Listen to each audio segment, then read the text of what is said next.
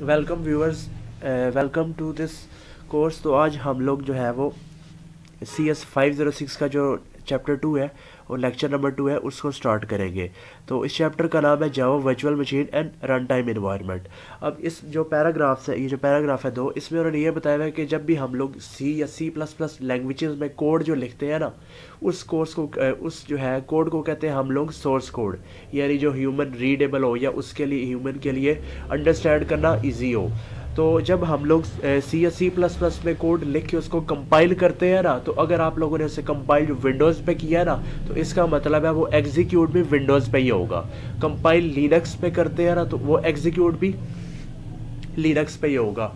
वो उसकी क्या वजह है? उसकी वजह ये है कि हम जो विंडोज़ यूज़ करते हैं, विंडोज़ ऑपरेटिंग सिस्टम, इनमें हम जितने भी सॉफ्टवेयर्स हम लोग रन करते हैं ना, उनकी जो एक्सटेंशन होती है ना, वो .exe होती है, यानी एग्जीक्यूटेबल फाइल। अब जो लिनक्स है उसकी जो फाइल एक्सटेंशन है, यानी जो एग्जीक्यूटेबल सॉफ्टवेयर्स की, वो डिफरेंट है। इसी तरह यूबंटू है, वो डिफरेंट है। अब जो C और C++ लैंग्वेजेस है वो प्लेटफॉर्म डिपेंडेंट है, यानी कोड अगर विंडोज़ पे कंपाइल हुआ है तो वो रन भी विंडोज़ पे ही होगा। ये जो मैंने आपको डिफरेंस बताया, ये जो फाइल एक्सटेंशंस का, ये वजह है। तो अब जावा को इंट्रोड्यूस कराने का रीज़न यही था कि ऐसी लैंग्वेज इंट्रोड्यूस कराए जो प्लेटफॉर्म इंडिपेंडेंट हो। अब जावा का जो प्रिंसिपल है, ये जो मैंने लाइन अंडर लाइन की हुई है, हाईलाइट की हुई है, has introduce the concept of वोरा, राइट वंस रन एनीवेयर।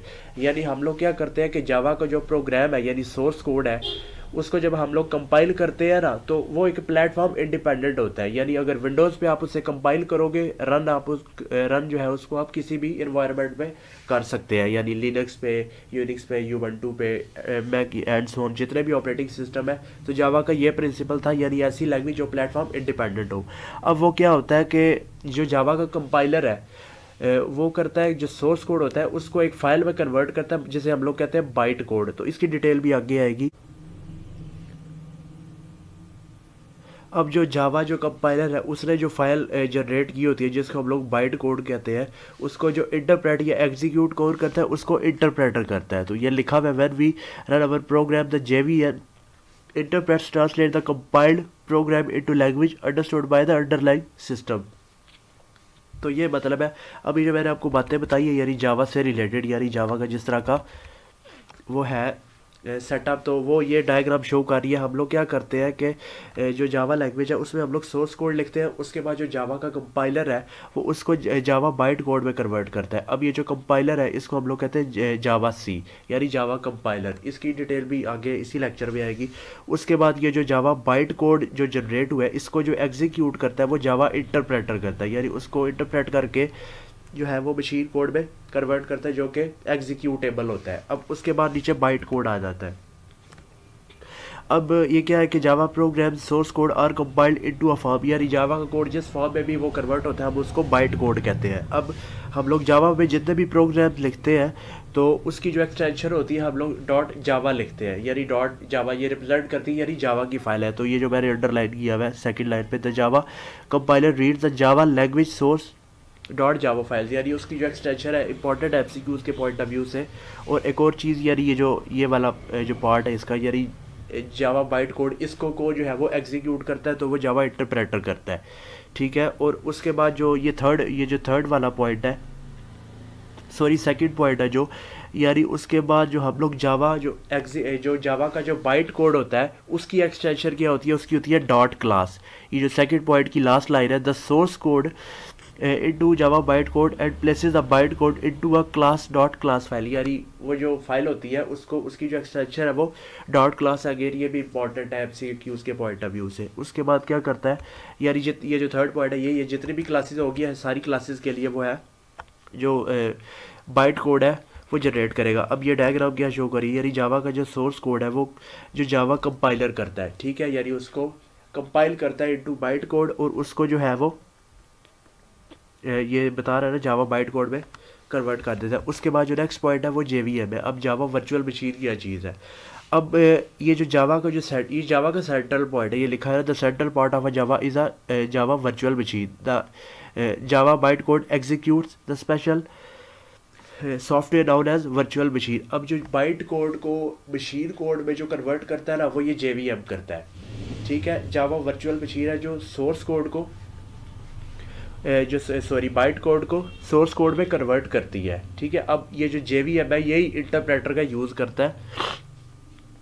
कि जो मैंने इसको अब डिटेल बताई है, ये जावा जो इंटरप्रेटर है ना, ये जावा जो इंटरप्रेटर है ये JVM का पार्ट है।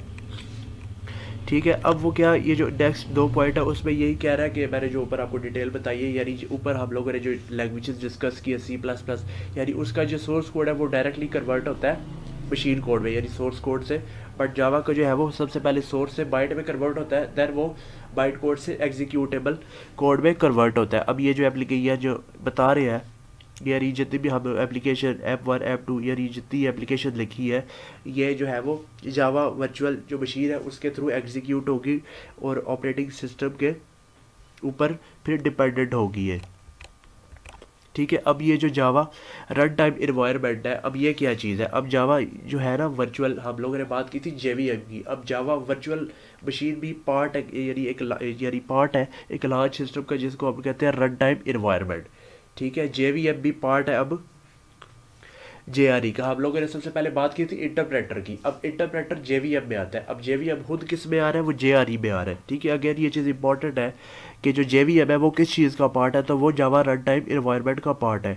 तो अब इसमें 2 चीज़ें होती है JRE में, ये 2 चीज़ें यहाँ पे मेंशन है। Java JRE consist of set of built in classes as well as JVM। Again ये जो इंपॉर्टेंट MCQs के पॉइंट ऑफ व्यू से शॉर्ट भी आ सकता है कि जो JRE है उसमें क्या क्या होता है। अब ये जो नीचे डायग्राम है ये जो है वो एक्सप्लेन करिए उस पॉइंट को। अब सबसे टॉप पे क्या है JRE, अब उसके अंदर क्या है, जावा की बिल्ट इन क्लासेस है और जावा वर्चुअल मशीन है। अब जो जावा वर्चुअल मशीन है वो इंटरेक्ट करती है ऑपरेटिंग सिस्टम पे, और जावा के जो प्रोग्राम को रिसोर्सेज चाहिए होते हैं वो फिर ऑपरेटिंग सिस्टम जो है वो अलॉट करता है डिपेंडिंग अपॉन के वो ऑपरेटिंग सिस्टम कौन सा है और किस टाइप की फाइल्स है। उसके बाद जो है Java program development and execution steps, यानी जावा का जब हम लोग प्रोग्राम लिखते हैं तो वो जब एग्जीक्यूशन यानी कंपाइलेशन से लेके एग्जीक्यूशन तक वो जिन जिन स्टेप से गुजरता है उनकी डिटेल है। यानी सबसे पहला एडिट है, कंपाइल है, लोड है, वेरीफाइड है, एग्जीक्यूट है।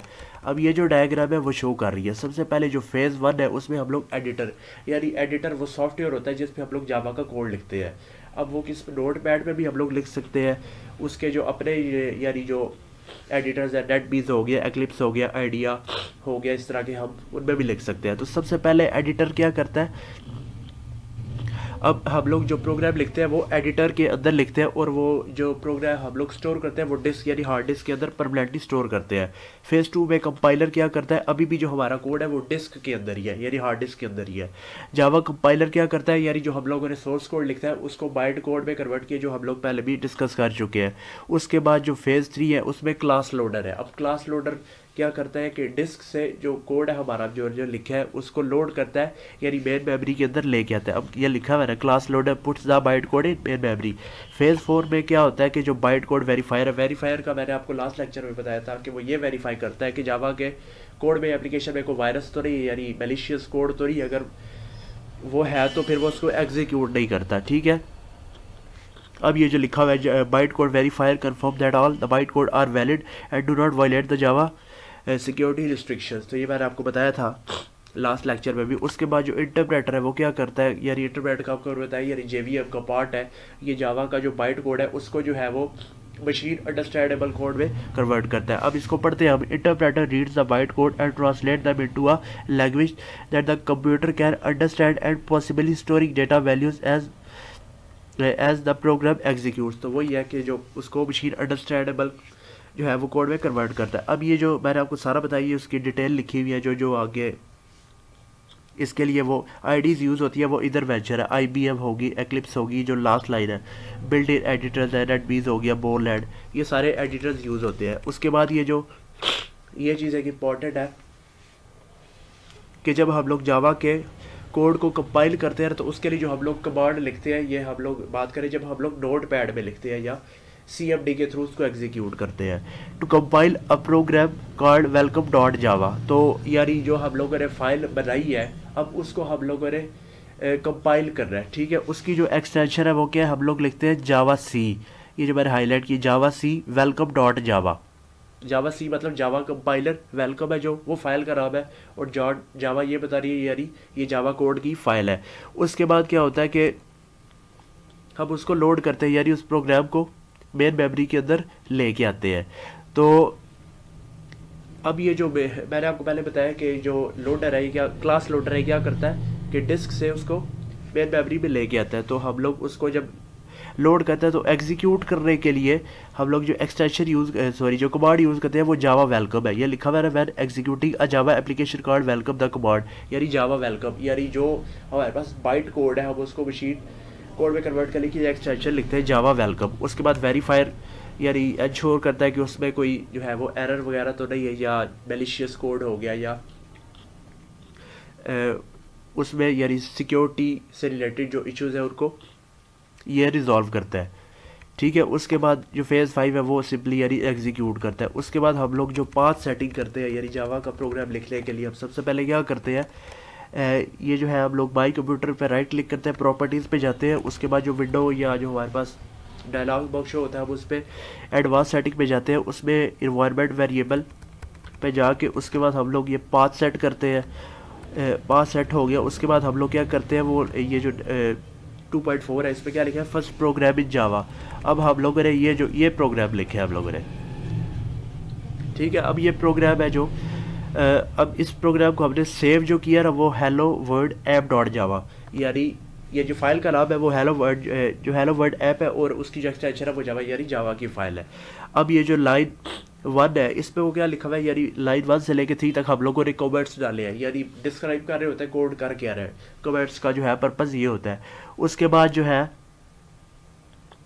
ये जो लाइन 4 है ये public class hello word app, अब ये क्या बता रही है, the compiler compile the hello word app if the, यानी उसमें ये बता रही है कि अगर इस प्रोग्राम में कोई एरर नहीं है तो कंपाइलर जो है वो इस कोड को कंपाइल कर देगा। उसके बाद जो लाइन 5 है, अच्छा इसमें एक और चीज़ आप नोट कर रहे हैं कि जो C++ है, हम जितनी भी ऑब्जेक्ट ओरिएंटेड प्रोग्रामिंग के थ्रू जो हम लोग कोडिंग करते हैं तो जो मेन फंक्शन है वो किसी भी हम लोग क्लास में नहीं लिखते, बट जावा के कोड में हर चीज़ हम लोग क्लास के अंदर ही लिखते हैं। जो मेन फंक्शन है उसको भी हम लोग किसी ना किसी क्लास के अंदर ही लिखता है। तो ये वही लिखा हुआ है, ये जो लाइन 5 है पब्लिक स्टैटिक वॉइड मेन, यानी जो मेन फंक्शन जिसमें हम लोग C++ में लिखते हैं, यानी हम उसमें या तो लिखते हैं इंट मेन या वॉइड मेन या सिर्फ मेन भी लिख सकते हैं। तो इसका जो ये सिंटैक्स है मेन फंक्शन को लिखना है वो ये पब्लिक स्टैटिक वॉइड मेन। उसके बाद इसमें स्ट्रिंग आर्ग्यूमेंट्स जो है वो भी हम लोग पास कर सकते हैं। अब हम लोग पढ़ते हैं क्या लिखा हुआ है, however the main function is C++ is global and reside outside of all classes, यानी हम लोग जो C++ पे जो मेन फंक्शन लिखते हैं वो किसी भी क्लास के अंदर नहीं होता, यानी उसके अंदर जितने भी फंक्शंस होते हैं वो एक्सेस कर सकते हैं मेन फंक्शन को। ठीक है, बट जो जावा है उसके अंदर हम लोग मेन फंक्शन को भी किसी न किसी क्लास के अंदर लिखते हैं। और उसका जो यहाँ पे और बातें जो लिखी हुई है वो ये लिखा हुआ है कि C++ में तो हम लोग ग्लोबल वेरिएबल्स या फंक्शंस बनाते हैं, बट जावा में ऐसा कोई कॉन्सेप्ट नहीं है ग्लोबल वेरिएबल्स का या फंक्शंस का। उसके बाद वो कह रहा है कि 6th लाइन है जो उस पर उसने एक और कमेंट ऐड किया। अब जो है वो जो 7th लाइन है उसमें हम लोग एक मैसेज प्रिंट कर रहे हैं, जो 7th लाइन है हेलो वर्ड ये प्रिंट कर रहे हैं। ठीक है, अब ये उसकी होगी डिटेल। लाइन 8-9 पे हम लोग एक मेन मेथड की जो ब्रेस है उसको क्लोज कर रहे हैं और एक क्लास की जो है ब्रेस उसको क्लोज कर रहे हैं। ठीक है, मैंने आपको बता दिया कि कंपाइल कैसे करते हैं जावा सी हेलो वर्ड डॉट है, यानी ये जो है हम लोग कमांड देते हैं वो उसको कंपाइल करता है। अगर उसमें कोई एरर होगा तो वो कंपाइल नहीं करेगा, एरर शो करेगा। अच्छा, अब इसके अंदर जो है ना, अब जो मेन फंक्शन है about main function from where the program, यानी जहाँ से प्रोग्राम की एग्जीक्यूशन स्टार्ट होती है वो लिखा हुआ है कि वाई पब्लिक, यानी पब्लिक क्यों है। जिस तरह ये हम लोगों ने कोड लिखा हुआ है इधर, ये सॉरी जो कोड इधर यहाँ पे लिखा हुआ है वो लिखा हुआ है पब्लिक, ये जो लाइन 5 है पब्लिक स्टैटिक वॉइड मेन। अब ये जो पब्लिक है ये क्यों लिखा हुआ है, अच्छा आप लोगों ने 304 में पढ़ा होगा, यानी क्लास के अंदर हम लोग जितने भी डेटा मेंबर्स ये मेंबर फंक्शंस बनाते हैं, अगर क्लास से बाहर उनको एक्सेसिबल बनाए तो हम लोग पब्लिक लिखते हैं। ठीक है, तो ये लिखा हुआ है the bare method is called by the JVM। अब जो जावा वर्चुअल मशीन है वो बेयर मेथड को कॉल करती है। अब हम उसे अगर पब्लिक नहीं बनाएंगे तो वो एक्सेसिबल नहीं होगा JVM के लिए। ठीक है, तो इस वजह से हम लोग उसे पब्लिक बनाते हैं। अब स्टैटिक, वाई स्टैटिक, यानी पब्लिक स्टैटिक लिखा हुआ था ना उधर, तो वो स्टैटिक क्यों है। अब आप लोगों ने अगेन 304 में पढ़ा होगा स्टैटिक वेरिएबल्स या स्टैटिक फंक्शंस। अब स्टैटिक वेरिएबल्स या फंक्शंस को हम लोग क्लास वेरिएबल्स या क्लास फंक्शंस भी कहते हैं। क्यों, क्योंकि हम लोग उनको जो है विदाउट एन ऑब्जेक्ट भी कॉल कर सकते हैं। ठीक है। अगर स्टैटिक नहीं बनाएंगे तो हमें उन्हें ऑब्जेक्ट के साथ कॉल करना पड़ेगा। अब वो क्या कह रहे हैं कि जावा प्रोग्राम जो है वो स्टार्ट होता है JRM, Java run time environment call the main method of the program. ठीक है। अब वो क्या करता है कि जो JRM है वो मेन मेथड को कॉल करता है। अब अगर हम उसे स्टैटिक नहीं बनाएंगे तो JRM है उसको एक ऑब्जेक्ट बनाना पड़ेगा मेन मेथड को कॉल करने के लिए। अगर हम उसे स्टैटिक रखेंगे तो वो उसे विदाउट क्रिएटिंग एन ऑब्जेक्ट भी कॉल कर सकता है। तो इस वजह से हम लोग स्टैटिक लिखते हैं। अब वॉइड जो है वाई वर्ड वो इंडिकेट करता है कि जो मेन फंक्शन है वो कुछ रिटर्न नहीं करेगा। अब स्ट्रिंग आर्ग्स है, अब वो यही कहता है कि अगर आप लोगों ने कमांड लाइन के थ्रू कुछ इनपुट करना है या आर्ग्यूमेंट्स पास करने हैं तो हम लोग पास कर सकते हैं।